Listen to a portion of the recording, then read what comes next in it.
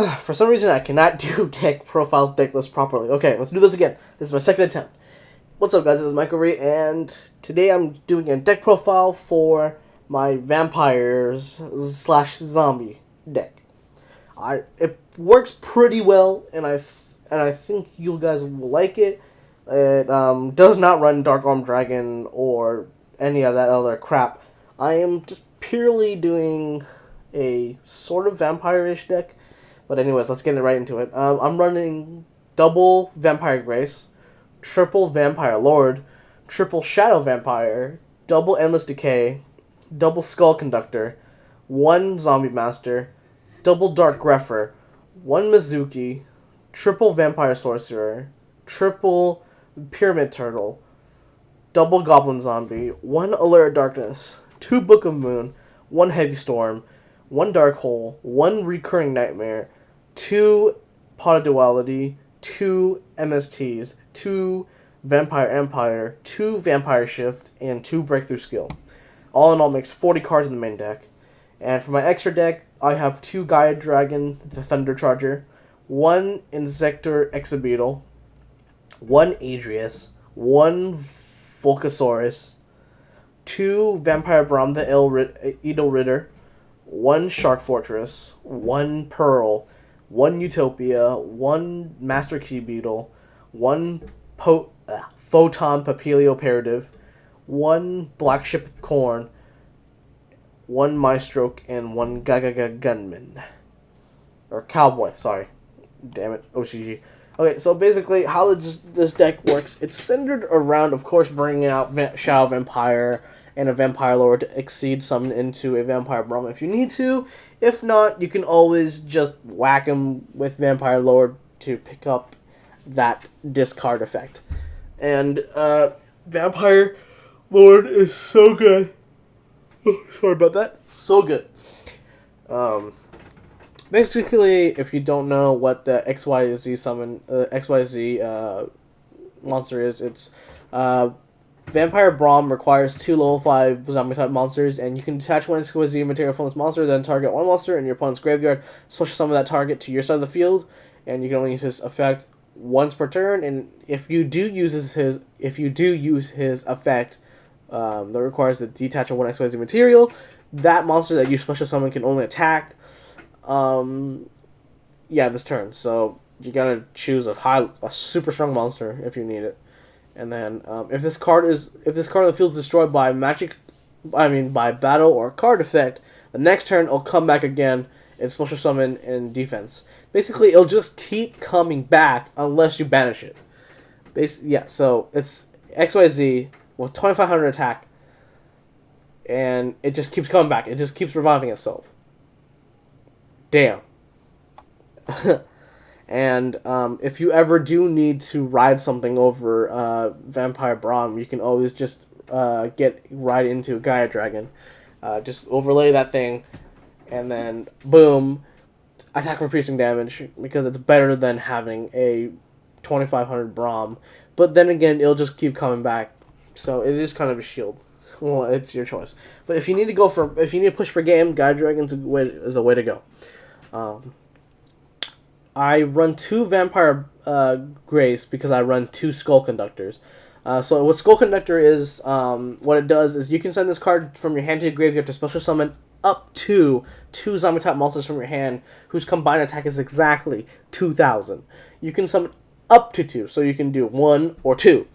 Vampire Grace is 2,000 attack, and since Skull Conductor does not care about level, you can just special summon Vampire Grace out onto the field, and then use its effect. Once per turn, you can declare one card type monster, spell, and trap, and your opponent sends it from their deck to their grave. And if you happen to have Vampire Empire out, well, you just made it even better, because once per turn, when a card is sent to your opponent's deck to your graveyard, you can send one Dark Vampire from your hand or deck to the graveyard, then target one card on the field and blow it up. Nice. And if you don't know what Vampire Shift, the new trap card for vampires is, if your field spell zone is not being occupied at the moment, and you control zombie type monsters on your field, you can activate this card, and then you can special summon, activate one Vampire Empire from your deck, and then you can special summon one Vampire monster from your grave in face-up defense position. You can activate this effect once per turn. So if somehow Vampire Grace died, look, you can pick it up again.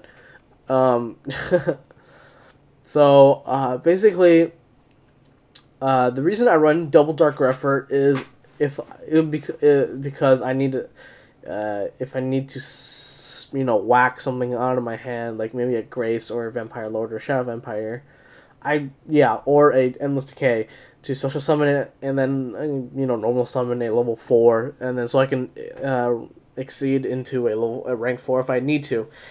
If not, it's just there to dump things to set up plays with Vampire Shift. What else we got here?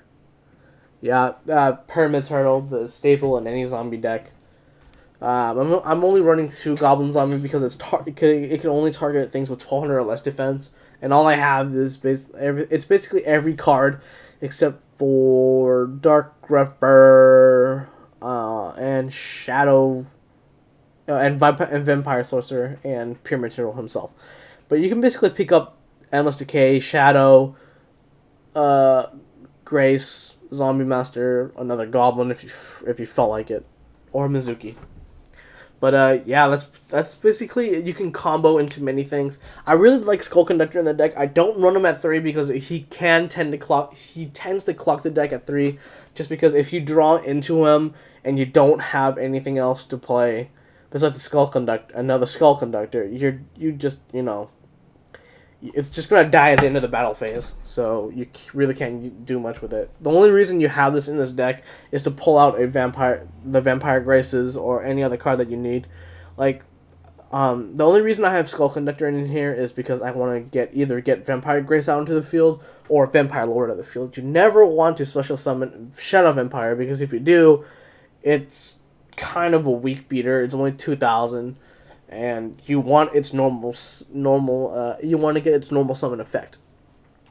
Vampire Sorcerer is the heart of the deck, and obviously it's you need to have this either on the field, and then have it get destroyed, or if you don't care about that effect, you can just chuck it into the grave with Dark Grepher or a Zombie Master, and then you can banish it. Just special to normal summon a vampire zombie. A dark vampire from your hand without a tribute. So you can obviously you want to combo Vampire Sorcerer with Shadow Vampire to get its effect. You really don't. I mean, you could normal a Vampire Lord if you need to, but you want to save that for Shadow Vampire's effect, because Vampire's effect targets a Dark Vampire from your hand or deck, which would be Vampire Lord. Just bring it out. Boom, you got 2 level 5s. You can exceed into a Vampire Braum. But you want to do that post battle phase, because Shadow Vampire only limits you to a attack with a monster that you special summoned with its effects. So Vampire Lord can can take out some health out of them, and then send 1 card into the grave. Then you can exceed into a Vampire Braum, and then you can pick up one of their monsters if you wanted to. Vampire Braum's really good for stealing Honest in the grave if it somehow could pick it up again, because Honest is a bitch card, especially when you're playing against especially if you're using a Vampire Zombie deck, because pretty much it will wipe the field with you. But a small combo that you could use would be first turn, let's say you draw Mezuki and not a Pyramid Turtle Goblin Zombie for some stupid reason. You could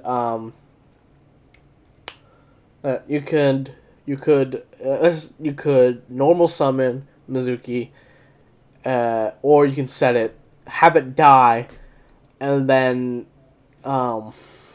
next turn, let's say, here you go. if you have a Mezuki, you have an Endless Decay, and you have a Dark Grepher in your hand, what you could do is discard. You could discard Endless Decay to the grave, special summon Dark Grepher, normal summon Mezuki, use Dark Grepher's effect, and maybe send a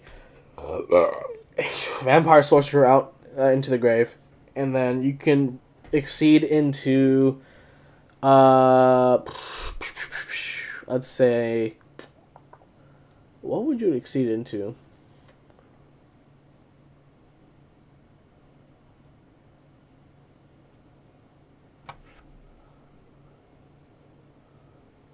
Oh, yeah. You can exceed into Master Key Beetle, and let's say you had a Vampire Empire. Play Vampire Empire, and then, use Master Key Beetle to protect Vampire Empire. And then of course, when you do use Master Key's effect, send out Mezuki. So when it's your next turn, you could banish Mezuki, get Endless Decay back out on the field, and then it's a 4,000 beater. So you're doing pretty good with the 4,000 beater here.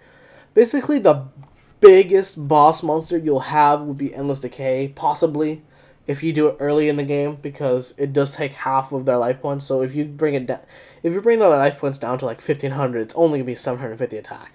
But you can use Endless Decay to exceed into a Vampire Braum, an Adrius, or a Volcanosaurus, or a Shark Fortress if you want to. I run Shark Fortress, just because if I ever have a Vampire Braum on the field, I can just detach, make an attack for 2,500 twice, potentially. So yeah, Breakthrough skill is there to negate all those annoying cards. Like, I think I was playing against a super anti-meta deck.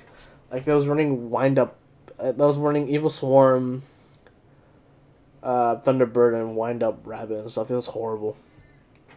But yeah, this deck holds its own pretty much. I did edit it post like a few games, so this is a new kind of build. I was previously running another Goblin Zombie and an Ill Blood without any Vampire Graces, but Ill Blood requires you to normal summon it again, so you do lose a normal summon in the process. So it kind of like sucks. I'm not running at least 2 Recurring Nightmares just because I kind of feel like it's cloggy, and if you don't have any 0 defense monsters in the grave, it becomes a dead draw. So I'm not running Summoner Monk 2. I'm not running a Summoner Monk, which could, toss away a recurring magic card if I needed to. But, yeah. Basically, the zombie deck is all about slowly chipping off cards in your hand, making sure that you have a better chance and advantage to win. Because, like, Vampire Grace, you can have it target a magic. Boom, they have to toss away a magic. Like, if they have a Trap Hole... not Trap Hole. Dark Hole... or a Forbidden Lance, they have to throw that away. And Vampire Lord does the same thing. And I like Vampire Lord is because if it dies by an opponent's card effect, let's say they use Torrential, boom, it comes back the next standby phase. I've never had it happen yet, but I do expect it to be pretty sick because you can just bring it back out again. and it doesn't come out in defense mode. You can choose how it comes out.